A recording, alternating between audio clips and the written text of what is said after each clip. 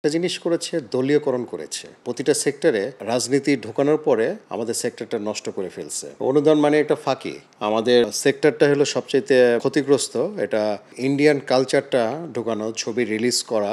চলচ্চিত্রের উন্নয়ন হয়েছে যে ইন্ডিয়ান ছবি রিলিজ হতো, নতুন ছবি এই উন্নয়ন করেছে। আমরা এখন নিজেরও করতে পারছি না যে আমরা কোন পথে হাঁটবো, কারণ সব জায়গায় পরিবর্তন। দেখা গেছে যে একটা কাজ শুরু করলাম, হঠাৎ করে বন্ধ হয়ে যাচ্ছে, কারণ পরিবর্তন হয়ে গেছে। সব জায়গায় ঠিক হলে পরে আমাদের কাজের অগ্রগতিটা বাড়বে, এটা আমরা মনে করছি। পাশাপাশি আমাদের সেক্টরটা হলো সবচেয়ে ক্ষতিগ্রস্ত। স্যান্ডেলিনা সো রূপচর্চায় আভিজাত্য।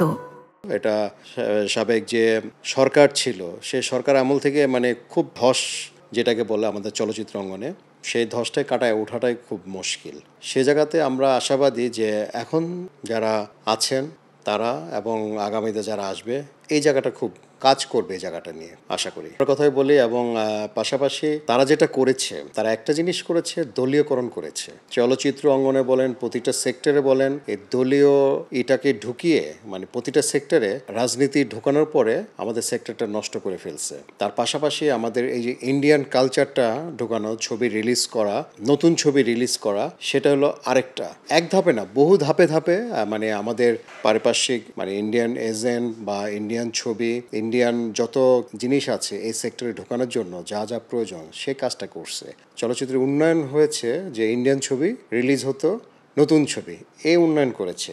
আর আমাদের দেশীয় চলচ্চিত্র চলবে, দেশীয় ছবি হবে ভরপুর, বাংলা চলচ্চিত্র ছবি দেখবে বাংলাদেশের মানুষ, এরকম কোনো উন্নয়ন করে নাই। তারা উন্নয়নের কথা বলেছে মুখে, বরঞ্চ এই সেক্টর দিয়ে তারা অনেক টাকা হয়তো লুটপাট করেছে। যেরকম আমরা চেয়েছি যে আমাদের সিনেমা হলগুলো প্রয়োজন, আমাদের সিনেমা হল যেগুলো বন্ধ হয়ে গেছে এগুলোকে সংস্কার করা দরকার, এগুলোকে ডিজিটালাইজ করা দরকার, এগুলো আমাদের আরও বাড়ানো দরকার। সিনেমা হলগুলো ভেঙে মার্কেট হচ্ছে, এগুলো দিকে একটু নজর দেওয়া দরকার। তারা কি করলেন? তারা এফডিসির একটা ফ্লোর ভেঙে এখানে একটা অফিস বিল্ডিং করে দিলেন। সিনেমার উন্নতি কি হবে? তারা উন্নতি তো করেছেন, এখানে হাজার হাজার কোটি টাকা লুটপাট করেছেন। চলচ্চিত্র উন্নয়ন কিছুই হয়নি। আর বলা হয় যে এখানে উন্নয়ন করার জন্য তারা অনেক লগ্নি করেছে, অনেক ছবি অনুদানের ছবি দিয়েছে, অনুদানের ছবি পেরেছে। অনুদানের ছবিতে আমাদের চলচ্চিত্রে কখনো উন্নয়ন হয় না, কারণ বাণিজ্যিক ছবি বানানোর জন্য যে প্রযোজক দরকার, একজন প্রযোজক যখন লগ্নি করবে, সেই লগ্নিটা ফেরত আসবে কিনা সে সিউরিটি না পেলে তো লগ্নি করবে না। এরকম বহু প্রযোজক আছে আমাদের যারা লগ্নি করার জন্য ব্যস্ত ছিল, কিন্তু তার টাকাটা যে ফেরত আসবে সে সিউরিটি পায় না, বিধায় সে লগ্নি করতে পারে না। আর বাংলা চলচ্চিত্রে যে আমরা দেখেছি যারা অনুদানের ছবি পায় তাদেরকে আমরা অনেকে চিনি না। আমাদের অনেক পরিচালক, অনেক প্রযোজক যারা বেকার, ভালো ভালো যারা কাজ করেন তাদেরকে দেখে না। কিন্তু এমন লোক যারা জীবনে আমরা দেখি নাই যে কখনো ছবি বানাইছে, সে একটা অনুদানের ছবি পেয়েছে। তার মানে কি? দলীয়করণ, সেখানেও রাজনীতি। অনুদান মানে একটা ফাঁকি। অনুদানের ছবি দিয়ে কিছু পাওয়া যায় না। আর অনুদান কি? একটা ছবি করতে এখন দেখা গেছে 1 থেকে 1.5 কোটি 2 কোটি টাকা, যদি ভালো কোনো ছবি হয়। আর অনুদান হয়েছে আপনার উপন্যাস ভিত্তিক হবে, মুক্তিযুদ্ধের উপরে ছবি হবে।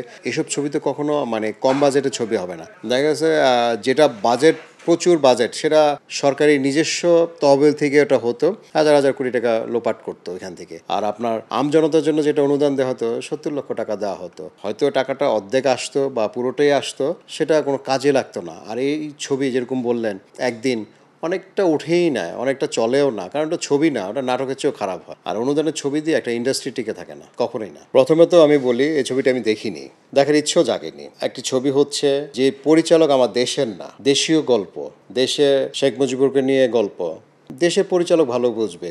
শ্যাম বেনেগাল বা আপনার ইন্ডিয়ান, উনি ভালো, উনি একজন ভালো পরিচালক, কিন্তু আমাদের যে ইমোশন সেটা তো সে তুলতে পারবে না। এখানে একটা বড় একটা ফাঁকি দেওয়ার জন্য এই ইন্ডিয়ার সাথে এই জিনিসটা করেছে, যাতে টাকাটা লোপাট করা যায় এখান থেকে, আমার এটাই মনে হয়। আর উনি যা বানিয়েছে, আমাদের দেশে যে পরিচালক যারা আছেন তারা কি এই ছবিটা বানাতে পারতো না? এর চেয়ে ভালো বানাতে পারতো। কিন্তু ওই যে ফাঁকি দিতে হবে, একটা বড় অঙ্কের টাকা এখান থেকে যাবে, কিছু জাহির করতে হবে, সেটা দেখানোর জন্য এই লোপাট। হাজার হাজার যে কোনো সেক্টরে আপনি এই সাবেক সরকারের আমলে আপনি যে কোনো উন্নয়নের কথা বলেছে মুখে, উন্নয়নের কথা বললে লোপাট করেছে, শুধু টাকা অর্থগুলো নিয়েছে, হয়তো শুরু করেছে, দেখিয়েছে এটা শুরু হলো, কিন্তু টাকা নাই, বাস ওইভাবে রেখে গেছে।